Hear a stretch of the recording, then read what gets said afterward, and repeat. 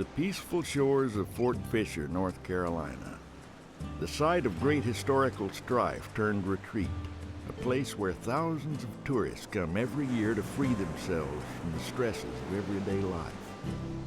Not an uncommon desire to escape.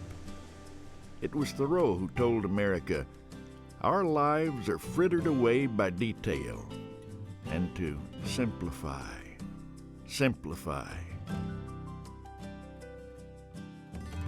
It was one North Carolina man who demonstrated the true meaning of life simplified, a life that could teach the world about what he called common sense. He was as close to a celebrity as most people would ever meet in their lives. He might have started out to be a real hermit, but he just didn't quite end up that way. He was entertaining. He was like putting on a show. People came there all hours of the night, 2, 3, 4 o'clock in the morning. The world was drawn to the hermit, compelled by a man that could live in the rawest of environments with the rawest of optimism. He abandoned what the rest of the world considered necessary, yet at the same time, he was enviable. The hermit had what the world lacked: the courage to live by his own standards, to go his own way. This was the life some dreamed of living, but didn't dare. The hermit embodied a certain faith in rebellion.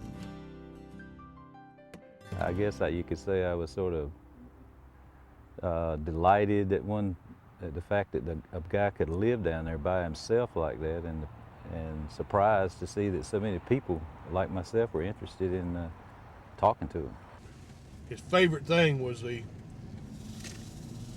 intermingling with people and watching. He did a lot of watching, watching what's going on with people and what they're doing and things like that.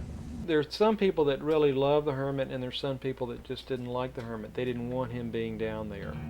I never understood why people had to come down here and mess with that old man.